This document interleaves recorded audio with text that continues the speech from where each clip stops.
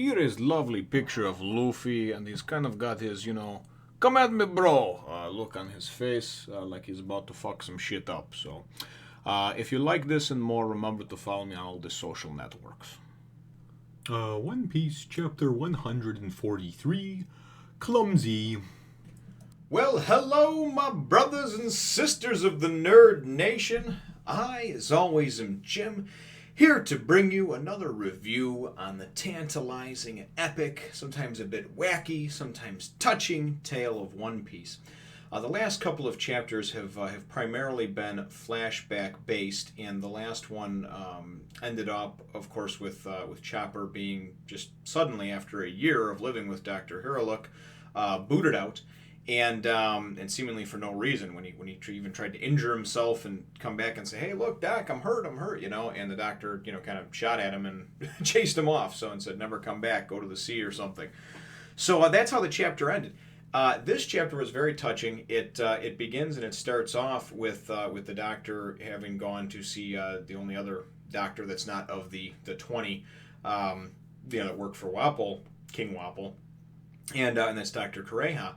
And she says, "Yep, you're gonna die." And apparently that was why he kicked Chopper out. We find that out, pretty much right at the beginning, at the outset. He cared so much for the little fella, and that he never had any friends and everything else, that it would just absolutely devastate and break his heart if he was to know that Dr. Hiruluk was his time was short. He was going to die. So there's a several page exchange between Kureha and him. Kureha, it tells him he's only got a few days to live. Ultimately, she winds up seeing Chopper kind of sniffing around outside, and is filled in on who he is, and that he's been with him for a year and this and that. And then we go into a little bit of a background. Kureha gives a little bit of a background about Hiruluk.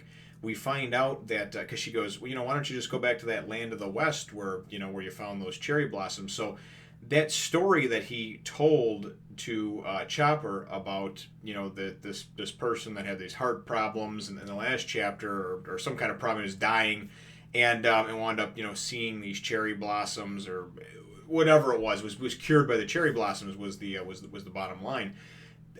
We're only to assume that was actually Dr. Hiruluk. So at least the way it's explained, and that he used to be like this notorious robber and thief, but pretty much returned to his homeland, the land of his birth there in the Drum Kingdom, and decided to turn over a new leaf, and is now trying to actually grow cherry blossoms on the island there, thinking that that's like the cure-all for everything.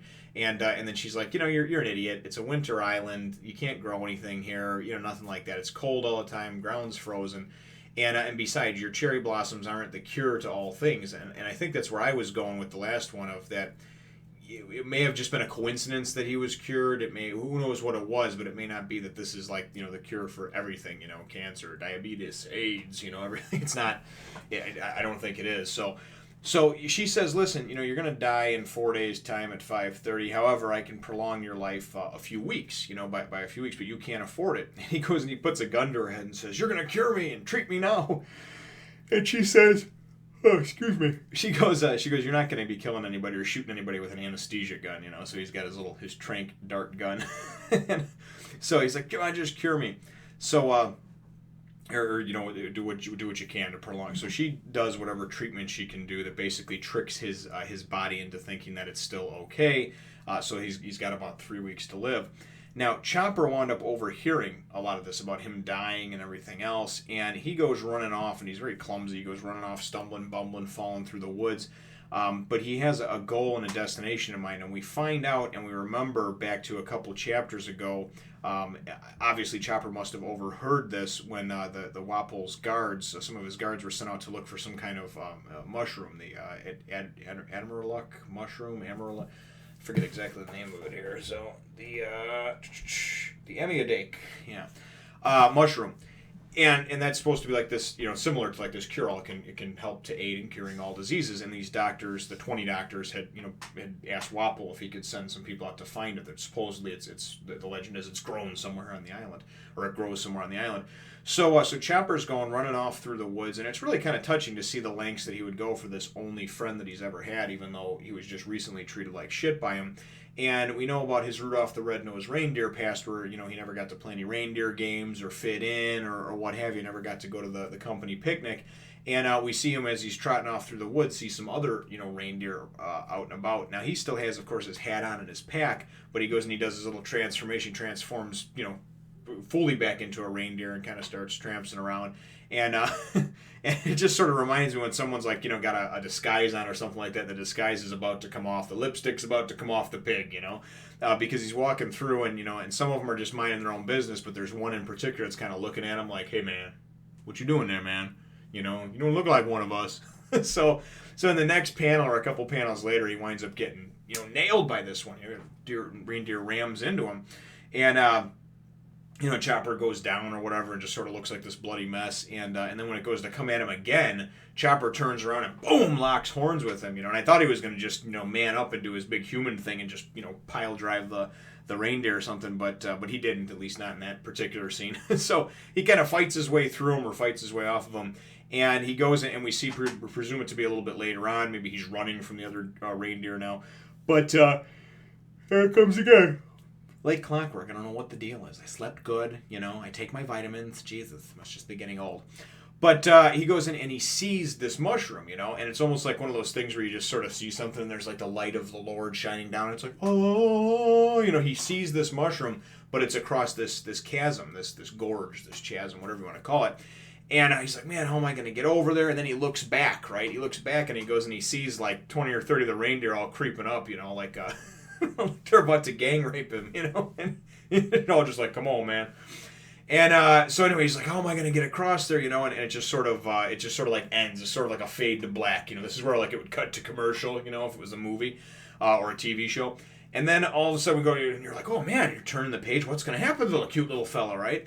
So then you go and you get to the next page, and it says 1 week later, and Dr. Hiruluk is, he's been working feverishly to try to, create these cherry blossoms before his untimely demise, and the whole time it was kind of neat because when Chopper was off looking for him, he was like having these flashbacks of what the doctor told him about raising the pirate flag, and this is where you can see his need or his want to become, his desire to become a pirate is coming in. So I'm thinking that with this flashback here and just the fact that as much time as they're spending on, I'm thinking that he's going to be, or eventually, be a crew member of the Straw Hats, just because of all the time they're spending and his love of piracy, it seems like.